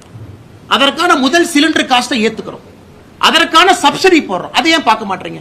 அதாவது எல்லாம் என்ன சொல்றாங்க, ஒரு காங்கிரஸோ திமுகவோ 2014 ரேட், அதே காங்கிரஸ் திமுக கேட்கிறேன், 2014 இந்திய மக்கள் பயன்படுத்திய மொத்த கேஸ் அளவு எவ்வளவு, 2025 எவ்வளவு? 36% மக்களுக்கு கேஸே கொடுக்காம பணக்காரங்க 64% கொடுத்தா நாடு முன்னேறிடுமாங்கன்னா, நாம் இன்று அதையும் கொடுத்திருக்கோம். அதையும் நீங்க ஃபேக்டர் பண்ணுங்க. அதாவது கேஸ் ரேட் ஏறிடுச்சுன்னு யாராவது சொல்றாங்கன்னா 36% மக்களுக்கு கொடுத்திருக்கிறோமேங்கண்ணா, அதையும் பார்க்க மாட்டோம். 64% பெரிய பொருளாதாரத்துல மேலோங்கி இருக்கிறவங்களா இருக்கிறதுக்கு வாய்ப்பு இல்லைங்களே. ஈவன் டிஎம்கே, ஏன்னா நாங்க அரசியல் இருக்கும் பொழுது நாங்க எப்படி பார்க்கிறோம், நாட்டுல 3ல் சராசரியாக ஒருவருக்கு கேஸ் இல்லை நாங்க கொதிக்கிறோம். அதாவது 100 பேர் இருக்காங்கன்னா 64 பேருக்கு தான் கேஸ். அப்ப 36னா 3ல் ஒருத்தருக்கு கேஸ் இல்லை. இன்னைக்கு 100% மக்களுக்கும் கேஸ் சிலிண்டர் கொடுத்திருக்கோம். அதான் ஏற்கனவே சொன்னது போல 2014 இந்தியன் ஆயில் கார்பரேஷன் ப்ராஃபிட் என்ன, 2025 ப்ராஃபிட் என்ன? அப்ப ஏறின பிரைஸ் எல்லாம் ப்ராஃபிட்டா மாதிரி இருக்க இல்லை. ஆனா 2014 10,000 கோடி ப்ராஃபிட், 2025 50,000 கோடி ப்ராஃபிட். எதுக்குன்னா இந்தியன் ஆயில் கார்பரேஷன் 40,000 கோடி ரூபாய் மக்கள் பணத்தை சுரண்டான், அதுக்கும் வழி இல்லை. அதையும் நீங்க செக் பண்ணி பாருங்க. எங்களை பொறுத்தவரை ப்ரொபோஷனேட்டா தாங்க இருக்கு. தேர்தல் வாக்குறுதியில நம்ம எங்கேயுமே பெட்ரோல் டீசல் குறைப்பதாக சொல்ல, ஆனாலும் குறைச்சிருக்கோம். நம்முடைய பிஜேபி ஆளுகின்ற மாநிலம் எங்கேயும் குறைப்பதாக சொல்ல நம்ம குறைச்சிருக்கோம். நான் சொல்வது திராவிட முன்னேற்ற கழகம் சொல்லியும் கூட, இங்க மாண்புமிகு அமைச்சர்கள் யாராச்சும் வரும்போது இதே கேள்வியை கேளுங்க, அண்ணே நீங்க தேர்தல் வாக்குறுதியில சொல்லிட்டு ஏன் குறைக்கலன்னு கேளுங்க. சோ எங்களுக்கும் அவங்களுக்கு இருக்கக்கூடிய டிரான்ஸ்பரன்சி, நான் தைரியமா சொல்றேன், 2014 பாரதிய ஜனதா கட்சியினுடைய மேனிஃபெஸ்டோ நண்பர் நீங்க எடுத்து படிச்சு பாருங்க. நான் சொல்றேன் யூனிஃபார்ம் சிவில் கோட் அது ஆன்கோயிங்கா இருக்கு, எல்லாம் நிறைவேற்றியாச்சு. எடுத்து நான் டிக்கெட் பார்த்துட்டேன், எல்லாம் நிறைவேற்றிட்டோம். 2019 முக்கியமான இந்த காம்ப்ளிகேட்டட் விஷயத்தை தவிர அதையும் நிறைவேற்றியாச்சு. அதையும் 2031 மறுபடியும் ஆட்சி அமைத்த பிறகு 4வது முறையாக அன்னைக்கு பத்திரிகையாளர் சந்திப்பில் தலைவர்கள் யாரும் சொல்லுவாங்க, அதையும் நிறைவேற்றிருப்போம். கேளுங்க அண்ணா, எதுங்க இன்னைக்கு மத்திய அரசு பத்தி பேசிட்டு, மத்திய மாநில அரசுகள் 2 பேர்த்தோட மோதல் போக்குல தமிழக பள்ளி மாணவர்களுடைய பாதிப்பு அதிகமா இருக்கு. 2,961 கோடிக்கு தமிழ்நாடு கவர்மெண்ட் கேஸ் போட்டிருக்காங்க. இப்ப இப்போ ஒரு ஆர்டிஇ இதுல வந்து 750 கோடி ரிலீஸ் பண்ணி அந்த குழந்தையோட படிப்பை பாதுகாக்கணும்னு சொல்லிருக்காங்க. 5 லட்சம் குழந்தைகள் பாதிக்கப்பட்டிருக்காங்க. சோ இப்ப 2 பேருமே சண்டை போட்டுக்கிறதுனால தமிழ்நாட்டு குழந்தைகளுக்கு கிடைக்க வேண்டிய கல்வி நிதி ஒதுக்கீடு கிடைக்காமலே கஷ்டப்பட வேண்டியது சார். நல்ல கேள்விங்கண்ணே. இப்போ சமீபத்தில் நம்முடைய நீதிபதி ஐயா GR சுவாமிநாதன் அவர்கள் தலைமையிலான பெஞ்ச் வந்து ஒரு தீர்ப்பு கொடுத்துருக்குறாங்க. அதாவது சமகிரக சிக்ஷா ஃபண்ட், மத்திய அரசு மாநில அரசு கொடுக்க வேண்டிய நிதி, இன்னைக்கு மத்திய அரசு தரப்பை பொறுத்தவரை புதிய கல்விக் கொள்கையை நீங்க ஏத்துக்கணும். ஏன்னா நீங்க கையெழுத்து போட்டுட்டு அப்புறம் நீங்க மாட்டேன்னு சொல்றீங்க, ஏத்துக்குங்க. இது அதற்காக ஒதுக்கப்பட்ட நிதி அப்படிங்கிறது மத்திய அரசினுடைய வாதம். இன்னைக்கு தனியார் பள்ளிக்கூடம் என்ன சொல்றாங்க, ஐயா உங்க பிரச்சனை, நான் இன்னைக்கு ரைட் டு எஜுகேஷன்ல ஏழை மக்களுடைய குழந்தைய நான் அட்மிட் பண்ணிருக்கேன், எனக்கு நீங்க அந்த ஃபீஸை நீங்க கட்டுங்க. அதான் ஆர்டிக்கு நீங்க கேட்கறது. இன்னைக்கு நீதிபதி GR சுவாமிநாதன் அவர்களும் மற்றும் ஒரு நீதி அரசும் என்ன சொல்லியிருக்கிறாங்க, இந்த ஆர்டிஇ ஃபண்டை மட்டும் தனியாக மத்திய அரசு கொடுக்க பாருங்க அப்படின்னு. அதனால் மாநில அரசு கேட்கட்டும், மாநில அரசு மத்திய அரசு கடிதம் எழுதட்டும். இந்த சமகிரக சிக்ஷா ஃபண்டில் ரைட் டு எஜுகேஷன் ஃபண்டு இப்போ நீங்கள் 750 கோடின்னு ஒரு வார்த்தையை பயன்படுத்துறீங்க. அது எவ்வளவு ஆர்டிஇ ஃபண்ட் இருக்கும்? ஆர்டிஇனாங்கன்னா ஏழை மக்களுடைய குழந்தைகள் அந்த பகுதியில் இருக்கக்கூடிய பிரைவேட் ஸ்கூலில் அவங்க போய் படிக்கும் பொழுது அந்த ஸ்கூல் ஃபீஸை மத்திய அரசு கொடுக்குறாங்க, காம்பன்சேட் பண்ணுறாங்க. அதனால் அந்த பணம் 750 கோடியோ 600 கோடியோ எவ்வளோ இருக்கோ அதை மாநில அரசு பிரித்து மத்திய அரசு கிட்ட கேட்கட்டும். நிச்சயமாக என்ன பிரைவேட் ஸ்கூல் என்ன சொல்றாங்க, சார் எங்களுக்கு பணம் வர மாட்டேங்குது. மத்திய அரசு மாநில அரசு நீங்க சண்டை போடுறது ஓகே, உங்க சண்டையில எதுக்கு எங்களுக்கு பணம் வராமல் இருந்தால் நாங்கள் எப்படி ஸ்கூல் நடத்தும்? ஆனால் நிச்சயமாக நம்முடைய தலைவர் நயினார் அண்ணன், நம்முடைய மூத்த தலைவர்கள் இருக்கிறாங்க, அவங்கள இதை பற்றி யோசிச்சுட்டு இருக்காங்க, பார்த்துட்டு இருக்காங்க. ஒருவேளை மாநில அரசு இதை மத்திய அரசுக்கு கடிதமாக எழுதுறாங்க, ஆர்டிஇ ஃபண்ட் எவ்வளவு, மிச்ச ஃபண்ட் எவ்வளோன்னு கேட்டாங்கன்னா அதை மத்திய அரசுடைய கவனத்துக்கு எடுத்துட்டு போய் இந்த பிரச்சனையை தீர்ப்பதற்கான முயற்சி எடுக்கணும். ஏன்னா இதைத்தான் நீதி அரசு சொல்லியிருக்கிறாங்க. மத்திய அரசுக்கு நான் வேண்டுகோள் வைக்கிறேன், ஏன்னா ஆர்டிஇ ஃபண்ட் மூலமா ஒரு தனியார் பள்ளி பாதிக்க கூடாதுங்கிறாங்க, நியாயமான வேண்டுகோள் தான். அதே மாதிரி சம்ஹார் 1050 கோடி நீங்க கூட ஸ்டேட்மெண்ட் கொடுத்திருந்தீங்க. அதுல வந்து இன்னுமே ஸ்டேட் கவர்மெண்ட் மேல ஏன் ஆய்வு நடத்தாம இருக்கு? தொடர்ந்து ஐசிடி பொறுத்தவரை பல இடத்துல இன்ஃபர்மேஷன் கம்ப்யூட்டர் டெக்னாலஜியில் நிறைய குளறுபடிகள் இருக்கு. எங்களுடைய ஆதங்கம் வந்து மத்திய அரசு ஆடிட் பண்ணணும். குறிப்பா அந்த ஐசிடி உட்பட கொடுத்த பணத்தை கம்ப்யூட்டருக்கு பயன்படுத்தினாங்களா, கொடுத்த பணத்தை இதற்கு தான் பயன்படுத்தினாங்களா, இல்ல வேற ஏதாச்சும் நிதியை திருப்பி விட்டுட்டாங்களான்னு. ஆனால் பொறுத்திருந்து பார்ப்போம். சார், டெக்ஸ்டைல் இண்டஸ்ட்ரியில ஆனா இந்த லாஸ்ட் 11 இயர்ஸ்ல டெஃபினிஷன் ஆஃப் எம்எஸ்எம்இ சேஞ்ச் ஆகி சீலிங் ஹஸ் கான் அப். அப்போ ஆக்சுவல் மைக்ரோ இண்டஸ்ட்ரிக்கு இந்த பெனிஃபிட் எஸ்பெஷலி மேனுஃபேக்சரிங் செக்டர் வந்திருக்கான்னு பார்த்தா வெரி லெஸ். அந்த இம்பாக்ட் ஈவன் கான்ட்ரிபியூட் ரொம்ப. ஸோ அந்த லோன்ஸ் உடைய பெனிஃபிட்ஸ் மோர் பிகர் யூனிட்ஸ், ஏன்னா இந்த டெஃபினிஷன் மாறினதுனால. It's a fair point madam. நீங்க கேட்கறது வந்து குறிப்பா எஸ்எம்இ பொறுத்த வரைக்கும் அந்த டெஃபினிஷன் வந்து காலத்துக்கு தகுந்த மாதிரி மாறுதுங்க. ஏன்னா ஒரு யூனிட் வந்து ஸ்மாலா ஒரு காலகட்டத்தில் இருக்கு, cannot continue to be small after a point of time. அதனால நான் அந்த பிரேக்கப்போட உங்களுக்கு திரும்ப வர்றேன். நம்ம ஸ்மாலுக்கு எவ்வளவு கொடுத்துருக்கோம், மைக்ரோ, மீடியம் மூன்றுக்கும் தனித்தனியாக will come with a breakup. அந்த டேட்டாவை பார்த்த பிறகு முரண்பாடுகள் இருக்கு அப்படின்னா we will take it up to the concerned minister. எனக்கு தெரிஞ்சு இது இருப்பதற்கான வாய்ப்புகள் குறைவு. பட் இருந்தாலும் நான் எஸ்எம்இயா உங்களுக்கு ஒரு டேட்டாவை கொடுத்தேன், ஒரு பிரேக்கப்போட உங்கள்கிட்ட பேசுறேன். சார், டெக்ஸ்டைல் இண்டஸ்ட்ரியில பொறுத்த வரைக்கும் பாலிஸ்டர் விஸ்கோஸ் இருக்கு இல்லைங்களா, அதோடைய இம்போர்ட் இதுக்கு தரக்கட்டுப்பாடுன்னு ஒன்று விதிச்சு பல வருஷமா கோரிக்கை கொடுத்துட்டு இருக்காங்க. ஒரு சில கார்பரேட் நிறுவனங்கள் மட்டும் பயன்பெறதுனால என்டையர் இந்தியன் டெக்ஸ்டைல் இண்டஸ்ட்ரியே பாதிக்கப்படுதுன்னு சொல்லி சொல்றாங்க இண்டஸ்ட்ரீஸ். அதை பத்தி உங்களுடைய கருத்து? அண்ணா, இதே கேள்வியை 4 மாசம் முன்னாடி பிரஸ் மீட்ல நீங்க கேட்டீங்க. இதே அண்ணன் நீங்க தான் கேட்டீங்க. இதே கேள்விக்கு 4 மாசம் முன்னாடி பதில் சொன்னேன். நல்ல கேள்விதான், நல்ல கேள்விதான். பாராட்டித்தானே பதில் சொல்றேன். நீ கேட்ட தப்புன்னு சொல்றேன்னா அதனால அன்னைக்கு சொன்ன இல்ல இல்ல நீங்க அந்த ஆன்சர் ஒரு நிமிஷம் நான் சொன்ன ஆன்சர் அவர் சொல்ல சொல்லுங்க. ஆன்சரே கேட்க மாட்டீங்க. நான் சொன்ன ஆன்சர் சொல்ல சொல்லுங்க. நான் இன்னைக்கு சொன்ன ஆன்சரை சொல்ல சொல்லுங்க. பிரஸ் மீட்ல நீங்க கேட்ட கேள்விய பிசிறு மாறாம நான் கேள்வியை திரும்ப சொல்றேன். நான் சொன்ன பதில நீங்க சொல்லுங்க. நாங்க மானிட்டரிங் பண்ணிட்டு இருக்கோம். கண்டிப்பா தொழில்துறையினருடைய கோரிக்கையும் பரிசீலனை பண்ணுவோம். இங்க இருக்கக்கூடிய கோயம்புத்தூர்ல இருக்கக்கூடிய விஸ்கோஸ் நிறுவனத்திற்கு, இங்க இருக்கக்கூடிய நிறுவனம், நீங்க கோயம்புத்தூர் விஸ்கோஸ் நிறுவனம் குறிப்பா ஆர்டிபிஷியல் ஃபைபர்ஸ் எனக்கு இந்தோனேஷியா போன்ற நாடுகள் வந்து முக்கியத்துவம் கொடுக்கறாங்க. நார்த் இந்தியாவில் 2 கம்பெனி டாமினேட் பண்றாங்க. இதனால வந்து பிரச்சனை ஆகுது அப்படிங்கிற ஒரு அடிப்படை தன்மை இருக்கு.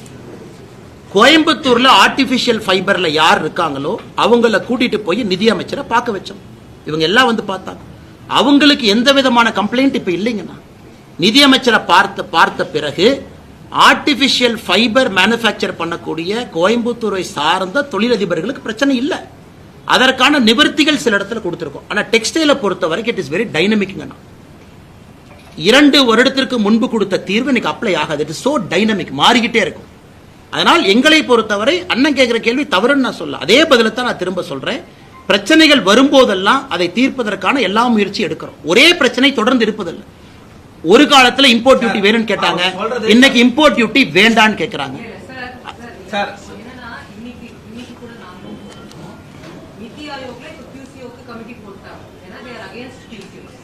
ஆனா காமர்ஸ் மினிஸ்ட்ரி என்ன சொன்னாங்கன்னா we are no more subsidies for exports. நாங்க QCOs மூலமா தான் இதை வந்து ஹேண்டில் பண்ண போறோம்ங்கறாங்க. ஆனா இந்த QCOஸ்க்கு வந்து அகைன் மைக்ரோ அண்ட் ஸ்மால் செக்டர்னால நாட் only டெக்ஸ்டைல்ஸ் இன்ஜினியரிங்லயுமே அவங்களால முடிய மாட்டேங்குது. சோ என்ன ஆகுதுன்னா இப்ப நீங்க ஃபர்ஸ்ட் பாயிண்ட் சொன்னீங்க கரப்ஷன் இல்லன்னு சொன்னீங்க. கரப்ஷன் இல்ல, but are the voices of micro and small industries hurt? அதுக்கான ப்ரொவிஷன் இப்ப இல்ல. அதுதான் கிரீவன்ஸ். மேடம் இப்ப இதை பொறுத்த வரைக்கும் ஓகே, குவாலிட்டி கண்ட்ரோல், குறிப்பா வந்து டெஸ்டிங் லேப் எல்லா இடத்துலயும் இன்னைக்கு மைக்ரோ அண்ட் ஸ்மால் என்ன சொல்றாங்கன்னா எங்களால அதை அஃபோர்ட் பண்ண முடியல, நீங்க அதை சொல்றீங்க. So it's a fair point. ஏற்கனவே சொன்னது போலங்க, ஒரு நாடு முன்னேற முன்னேற முன்னேற நம்முடைய நோக்கம் என்னன்னா ஸ்மால் இருக்கிறவங்க மீடியம்க்கும், மீடியம்ல இருக்கிறவங்க லார்ஜுக்கும் போகணும். அதே நேரத்தில் புதிதாக ஸ்மாலுக்கு வரக்கூடிய ஸ்டார்ட் அப்புக்கும் வளர்றதுக்கான எல்லா சூழ்நிலையும் உருவாக்கி கொடுக்கணுங்கிறது அரசனுடைய நோக்கம். But a small cannot continue to be small and keep demanding 10 ஆண்டுகளுக்கு முன்பு கொடுத்து அதே விஷயத்தை தொடர்ந்து கொடுங்க. The country will not progress.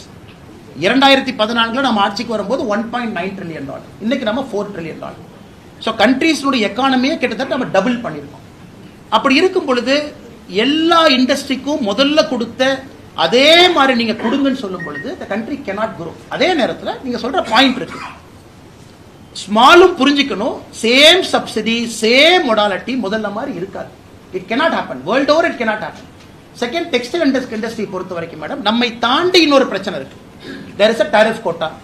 European Union பிரச்சனை அவங்களுக்கு இருக்கு. ஒரு கவர்மெண்ட்டை பொறுத்த வரைக்கும் எல்லா முயற்சிகள் எடுத்தாலும் ரவுண்ட் ட்ரிப்பிங் பண்றாங்க, அதை ஸ்டாப் பண்ணணும்.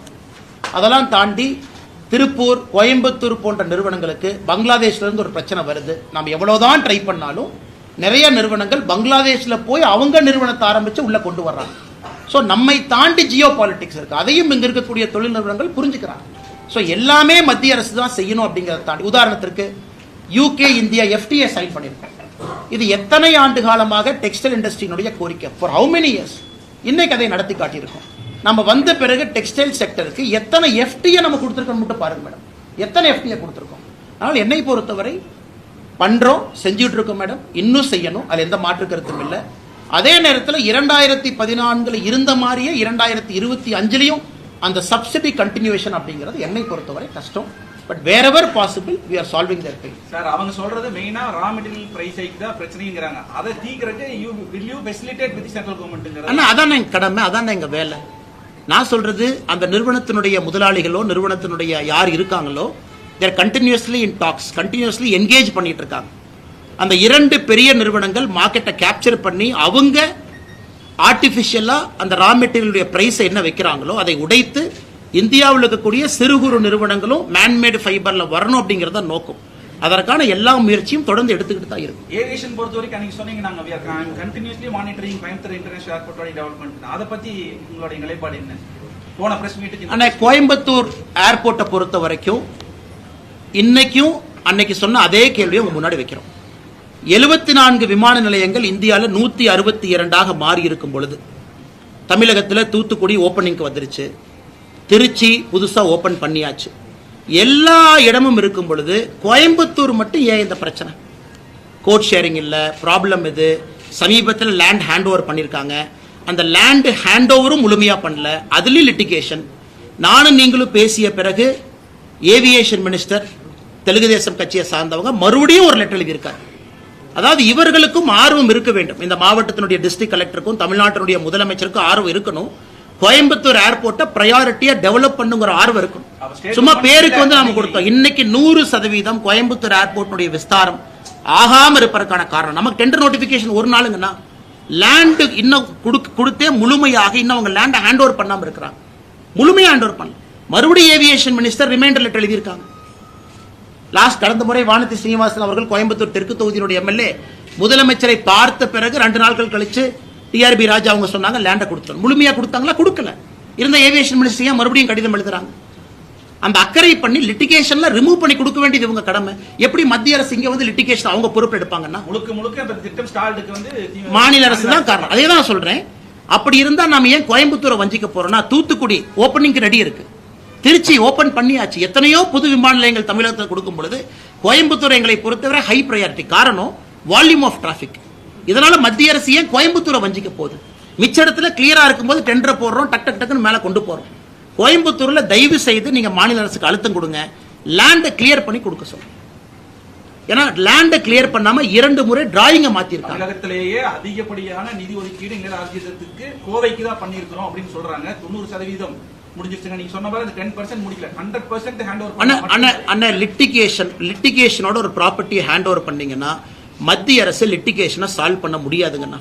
லேண்டு வந்து மாநில அரசனுடைய கண்ட்ரோலுங்கண்ணா. கான்ஸ்டிடியூஷன் ஆஃப் இந்தியா படி முழுமையாக நீங்க லேண்டை கொடுக்காம மத்திய அரசு செயல்படுத்த முடியும். அதனால தான் போன முறை நாம் பேசிய பிறகு ஏவியேஷன் மினிஸ்டர் மறுபடியும் ஒரு கடிதம் எழுதியிருக்கிறாங்க, எங்களுக்கு லேண்டை முழுமையா ஹேண்ட் ஓவர் பண்ணுங்க. பண்ணிட்டாங்கன்னா எங்க ரெஸ்பான்சிபிலிட்டி நாங்க செயல்படுத்தி காட்டுறோம். அதிமுக கூட்டணியில வந்து நீங்க 90 தொகுதிகள் வந்து பாஜக சொல்லி தனிப்பட்ட முறையில நீங்க பிரதமருக்கு கடிதம் எழுதியிருக்கதா புறப்படுறீங்க அப்படின்னு யார் நான் சொன்னா? நான் கடிதம் ஒரு நிமிஷம் தலைவா, நான் கடிதம் எழுதி உங்களுக்கு ஒரு காப்பி கொடுத்திருந்தா ஓகே, நான் கடிதம் எழுதியிருக்கேன்னு சொன்னா ஓகே. காலையிலிருந்து கடிதம் எழுதியிருக்காங்க, இதை வந்து இப்படி சொல்லியிருக்காங்க அப்படி சொல்லியிருக்காங்க. அண்ணா நான் சிவனேன் என் வேலையை பார்த்துட்டு இருக்கேன்.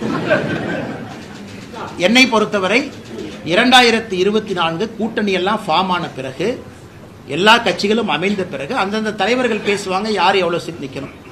எங்கிட்ட கேட்டீங்கன்னா பிஜேபி நிறைய சீட்ல நிக்கணும்னு நினைக்கிற ஆள் நான். பிஜேபி 2014, 19, 24 ஒரு ஆண்டு வளர்ச்சி பாதையில் இருக்கு.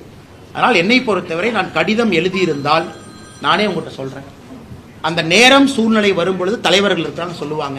அதனால இதை ஒரு விவாத பொருளாக இதற்கு ஆக்கணும். எலெக்ஷன் பக்கத்துல வந்துருச்சாங்கன்னா கூட்டணி ஃபார்ம் ஆயிருச்சா? அண்ணாமலையோட வாக்குறுதிகள் ஒண்ணுமே என்னென்ன நிறைவேறிருக்கீங்க சார்? நீங்க எலெக்ஷன் சொன்னீங்களா சார், என்டிஏ தம்பி அண்ணன் கேட்ட என்ஏ எவ்வளவு கொண்டு வரீங்க, அதெல்லாம் என்ன? என்ஏக்கு வந்து நம்முடைய உள்துறை அமைச்சர் கடிதம் போட்டிருக்காங்க. குறிப்பாக நம்முடைய அமித்ஷா அவர்கள் ஒரு கடிதம் எழுதியிருக்கிறாங்க, பதில் கடிதம். என்ன சொல்லியிருக்காங்கன்னா, மதுரை அலுவலகத்தை வந்து நாங்கள் இன்னைக்கு விஸ்தாரப்படுத்துகிறோம். காரணம் வந்து ஜியாகிரபிக்கல் லொக்கேஷன் படி மதுரைக்கு வந்து இன்னைக்கு ஒரு விஸ்தாரப்படுத்தணும், என்ஐஏ என்சிபி ரெண்டுக்கும். ஸோ நார்கோட்டிக்ஸ் கண்ட்ரோல் பியூரோ கோயம்புத்தூருக்கு வர வேண்டும் என்பது எங்களுடைய தொடர் இது. காரணம் இங்கே கல்லூரிகள் பள்ளிகள் அதிகமாக இருக்கு. இன்னைக்கு மதுரை அலுவலகத்தை ஒரு படி மேலே உயர்த்தி விட்டுருக்காங்க, 1 லெவல் அப் கொண்டு போயிருக்காங்க. அது கோயம்புத்தூர் உட்பட எல்லா பகுதிக்கும் அது பார்த்துக்கணும் அப்படின்னு. என்ஐஏக்கு நாங்கள் எழுதின கடிதத்திற்கு பரிசீலிப்பதாக கடிதம் எழுதியிருக்கிறாங்க. ஸோ பரிசீலனை இருக்கு. என்சிபியை பொறுத்தவரை நம்முடைய கோரிக்கைக்கு மதுரையை எலிவேட் பண்ணி அதற்கு அதே பவர்ஸ் கொடுத்து சீனியர் ஆஃபீஸர்ஸ் அனுப்பிச்சிருக்காங்க. பட் தொடர்ந்து நாங்கள் கேட்போம், போராடுவோம். காரணம், தமிழகத்தில் கல்லூரிகள் அதிகமாக இருக்கக்கூடிய மாவட்டம் கோவை மாவட்டம். இங்க தனிப்பட்ட அதிகாரிகள் கண்காணிக்கணும். ஒருவேளை மதுரையை எலிவேட் பண்ணா கூட இங்க ஒரு பிரான்ச் ஆஃபீஸ் மாதிரி போட்டுனாவது இங்க வந்து உட்காரணும். அதனால் தொடர்ந்து எல்லா இடத்துலையும் ஃபாலோ பண்ணிக்கிட்டே இருக்கோங்கன்னா போராடிட்டு இருக்கோம். 48 hours ஓகே. மிச்சம் எல்லாம் முடிச்சுட்டு அதுக்கு வருவேன். இன்னைக்கு CDR 2க்கு வருவேன். கேளுங்க.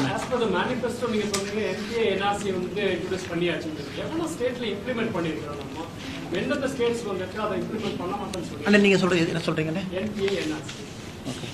நேஷனல் பாப்புலேஷன் ரெஜிஸ்டரா? அண்ணே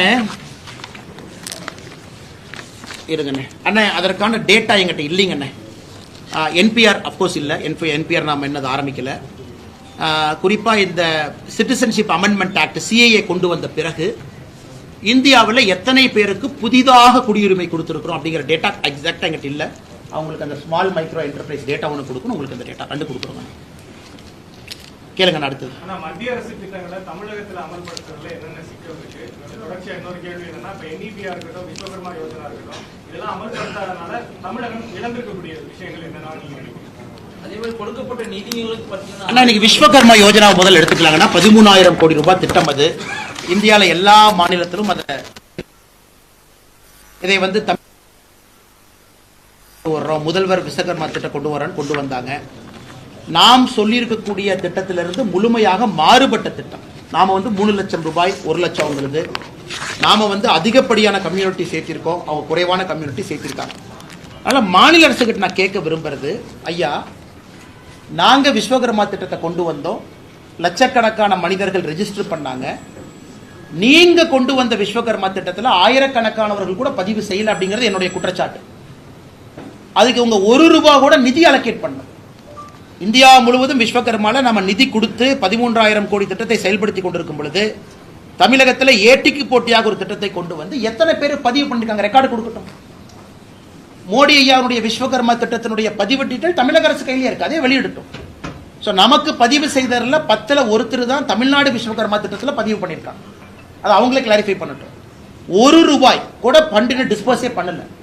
அப்படி இருக்கும் பொழுது வேண்டுமென்றே மத்திய அரசுடைய திட்டத்தை முடக்க பார்த்து மாநில அரசு போட்டியாக கொண்டு வந்த திட்டம் ஃபெயிலியர் தானே. இது அவங்க மாநில அரசு உணர்ந்துக்கணும். அதே போல முதலமைச்சருடைய மருந்து கடைகள் திட்டம் அதுவும் இன்னைக்கு ஃபெயிலியர் ஆக போகுது. காரணம், இந்தியா முழுவதுமே பிரதம மந்திரியினுடைய மலிவான மருந்து கடை இந்தியா முழுவதுமே இருக்கு. தமிழகத்தில் 900க்கும் மேற்பட்ட கடைகள் இருக்கு.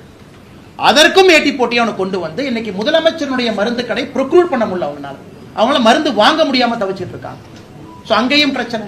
இன்னைக்கு நீங்க தேவையில்லாம முதலமைச்சருடைய மலிவு மருந்து கடை ஆரம்பிச்சு உங்களாலையும் ப்ரொக்யூர் பண்ண முடியல. மத்திய அரசுக்கு சப்ளை செயின்ல வரக்கூடியதை நீங்க பிளாக் பண்ணி வச்சிருக்கிறீங்க. இதுவும் பிரச்சனை. ஆனால் முதலமைச்சர் அவர்கள் உணர்ந்து கொள்ள வேண்டும். ஒரு திட்டத்தை நீங்க கொண்டு வந்தா முழுமையா நிறைவேற்றுங்க. மத்திய அரசு திட்டத்தையும் நிறைவேற்ற விடாம உங்க திட்டத்தை கொண்டு வந்து அதையும் பிளாக் பண்ணி 2 திட்டத்தை சொதப்பிட்டு இருக்காரு. ஒன்னு விஸ்வகர்மா திட்டத்தை முடிச்சு விட்டாரு, இந்தியா முழுவதும் பயன்பெற திட்டம். பிரதம மந்திரியினுடைய மலிவு விலை மருந்து கடை அங்க வரக்கூடிய சப்ளை செயின்ல தமிழக அரசு கான்ட்ராக்ட் போடுறாங்க, எனக்கும் அதே மருந்து கொடு. அப்புறம் என்ன பிரமாதம்?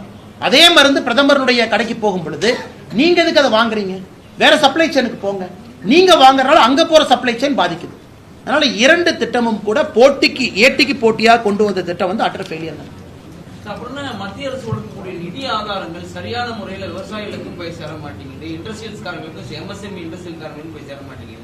அவங்களும் ஒரு பக்கம் எல்லாருக்கும் கருப்புலையுமே எங்களுக்கு சென்ட்ரல் கவர்மெண்ட்ல எவ்வளவு பணம் கொடுக்குறாங்கன்னு எங்களுக்கு தெரியுது சார், எவ்வளவு வருதுன்னு தெரியல சார். அப்படிங்கிறப்ப இங்க பிரச்சனை என்னன்னா, எதற்காக இந்தியாவில் எல்லா இடத்துலையும் டபுள் இன்ஜின் கவர்மெண்ட் சக்சஸ் ஆகுதுனாங்கன்னா டிரான்ஸ்பரன்சி இருக்கு.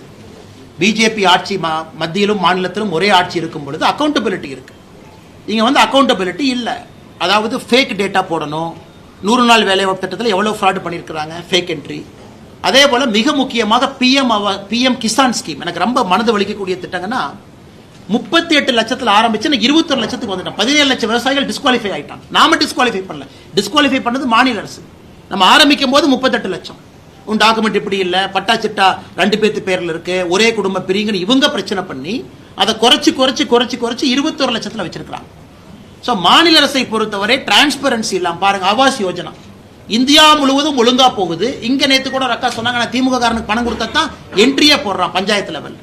ஸோ எல்லா இடத்திலும் கூட மத்திய அரசினுடைய திட்டத்தை செயல்படுத்தக்கூடாது என்கின்ற ஒற்றை நோக்கில் திராவிட முன்னேற்ற கழகம் இருக்கிறாங்க. அனைத்து இடத்திலும் சப்சிடி டிரான்ஸ்பரண்டா போகும்போது இங்க மட்டும் என்ன பிரச்சனை? ஏன் அதை பண்றாங்க? கலெக்டர் ஆஃபீஸ்ல அக்ரிகல்ச்சர் ஆஃபீஸர் இருக்கார். அவர் என்ன பண்றாரு? டாஸ்மாக் இன்சார்ஜா பல கலெக்டர் ஆஃபீஸ்ல போட்டிருக்காங்க. அவங்க வேலை தானே. அவங்க போய் உண்மையாலுமே மண்வள அடையாள அட்டை 25 கோடி விவசாயிகள் தமிழகத்தில் அது குறைவு வாங்கல. இதெல்லாம் போய் கேம்ப் போட்டு நடத்தணும். மாநில அரசு கேம்ப் போட்டு இது மத்திய அரசுடைய திட்டம், வாங்க எங்க அதிகாரிகள் உட்கார்ந்துருப்பாங்க, ஞாயிற்றுக்கிழமை மணிக்கு நீங்க வாங்க கலெக்டர் ஆஃபீஸ்க்கு, நீங்க பதிவு பண்ணுங்க. அதான் டபுள் இன்ஜின் கவர்மெண்ட். ஒரு மாநில அரசும் மத்திய அரசும் ஒரே கட்சியில் இருக்கும்போது நடக்கும். ஆனா தமிழகம் நம்முடைய துரதிர்ஷ்டம், மாநில அரசு மத்திய அரசுடைய திட்டங்களை முடக்க வேண்டும் என்கின்ற ஒற்றை நோக்கில் இருக்கிறாங்க. அதான் பிரச்சனை. அதிமுக கூட்டணி வேண்டாம் என்ற நிலைப்பாட்டில் இருந்த அண்ணாமலை தற்போது வரைக்கும் மாறல அப்படின்ற ஒரு இருக்கு. ஏன்னா அமித்ஷா பங்கேற்ற மேடையில கூட நீங்க அதிமுக தலைவர்கள் குறித்து பேசல. அதே போன்று கோவையில் நடைபெற்ற இளையராஜா கூட்ட நிகழ்ச்சியில தளபதி ஸ்டாலின் ஐயான்னு சொன்னவரு அதிமுக தலைவர்கள் குறித்து எந்த விதமான கருத்தும் பேசல. அண்ணே, நான் பிஜேபியினுடைய தொண்டனா, உயிர் இருக்கிற வரைக்கும் இந்த கட்சி வளர்ச்சிக்காக மட்டும்தான் நான் இருக்கேன். மற்ற கட்சி அதே நேரத்தில் கட்சி ஒரு முடிவெடுக்கும் பொழுது ஒரு தொண்டனாக நான் கட்டுப்படுறேங்கண்ணா. எங்களுடைய தலைவர்கள் ஒரு முடிவு எடுக்கிறாங்க, தொண்டனா கட்டுப்படுறேன். சில இடத்துல எங்கே வாயை மூடிக்கொண்டிருக்க வேண்டுமோ அங்கே வாயை மூடிக்கொண்டிருக்கின்றேன், எங்கே பேச வேண்டுமோ அங்கே பேசுறேன். உறுதியாக தமிழகத்தில் அரசியல் மாற்றம் நடக்க வேண்டும் என்று நினைக்கக்கூடிய மனிதன் நான். அதே நேரத்தில் எந்த கட்சி நான் திறந்தாழ்ந்து பேசல. இளையராஜா ஐயாவை பொறுத்தவரை அவருக்கும் கலைஞர் கருணாநிதி ஐயாவுக்கும் தனிப்பட்ட நட்பு. இளையராஜா ஐயாவை நான் காலையில் எங்க பார்த்து பார்த்தேன். நம்ம மாநிலத்துக்கு வந்திருக்கிறாங்க, நம்ம வரவேற்கலாம், எப்படி இருக்கும்? ஐயாவை காலையில் சந்தித்த பொழுது ஐயா ஆணை சொன்னாங்க, நீ சாயந்தரம் நிகழ்ச்சிக்கு வந்திருப்பா, வந்து பார்த்துட்டு போ வா அப்படின்னா. ஏன்னா இளையராஜா சொன்ன பிறகு எப்பொழுதுமே தட்டாமல் கேட்கக்கூடிய மனிதன் நான். நிகழ்ச்சிக்கு போனேன், ஐயா சொன்னாங்க சரி மேடைக்கு வாங்க அப்படின்னு. மேடைக்கு போய் பேசும் பொழுது அது அரசியல் மேடையாக நான் பயன்படுத்தி கொள்ள விரும்பவில்லை. ஏன்னா இதே இளையராஜா ஐயா மேடையில் எத்தனையோ அரசியல் தலைவர்கள் பேசியிருக்கிறாங்க. ஆனால் இளையராஜா ஐயாவை பொறுத்தவரை அவருக்கும் கலைஞர் கருணாநிதி ஐயாவுக்கும் தனிப்பட்ட நட்பு. ஏன்னா பிறந்த நாளையே மாத்திக்கிட்ட நட்பு இருவருக்கும் இருக்காரு, அதை எடுத்து காட்டணும். அதே நேரத்தில் எனக்கும் முதலமைச்சர் மு க ஸ்டாலின் ஐயாவுக்கும் கருத்து வேறுபாடுகள் இருந்தாலும் இளையராஜா ஐயாவை பொறுத்தவரை கடந்த ஒரு 4-5 மாதங்கள் அழகா பண்ணியிருக்காங்க. அவருடைய சிம்பனி ஆர்கெஸ்ட்ரா மிக அழகா அதை கொண்டு வந்திருக்கிறாங்க. இளையராஜாவுக்கு கொடுக்க வேண்டிய மரியாதையை மாநில அரசு கொடுத்திருக்கிறாங்க. அதைத்தான் நான் சொன்னேனே தவிர, ஏன்னா மற்ற தலைவர்கள் பெயரை சொல்லவில்லை, அதற்காக கொச்சப்படுத்திட்டாங்க அர்த்தம் இல்லை. கலைஞர் கருணாநிதி ஐயா தனி நட்பு, பிரதமரையை இளையராஜாவையாவுக்கு செய்ய மாநிலத்தினுடைய முதலமைச்சர் ஸ்டாலின் ஐயாவும் செய்யறாங்க. அதை அந்த மேடையில சொல்லாம வெறும் அரசியல் மேடையாக நான் பயன்படுத்தி நாங்க அப்படின்னு சொன்னா தப்பா, அது இளையராஜாவை கொச்சைப்படுத்துவது போல் இருந்திருக்கும். அதனால் மிச்சம் யாரு மேலே காழ்ப்புணர்ச்சி இல்லைங்கன்னா எங்கே எதை சொல்ல வேண்டுமோ நிச்சயமாக அங்கே அதை சொல்லுங்க.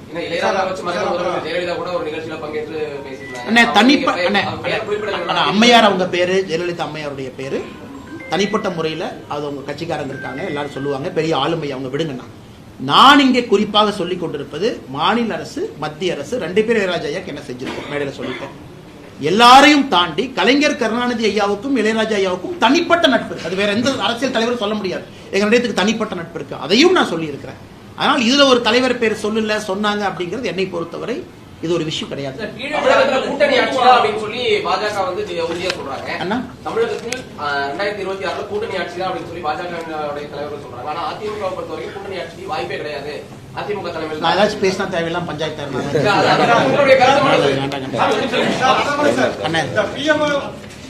அண்ணே. நான் வந்து இந்த கூட்டணி ஆட்சியில எல்லாம் பாஜக ஆட்சின்னு சொல்லிட்டு இருக்கிறேன் நான். ஆனா இன்னைக்கு நம்முடைய கட்சியினுடைய தலைவர்கள் ஒரு முடிவு எடுத்திருக்கிறாங்க. முடிவுக்கு தொண்டனாக நாங்கள் கட்டுப்படுகின்றோம்.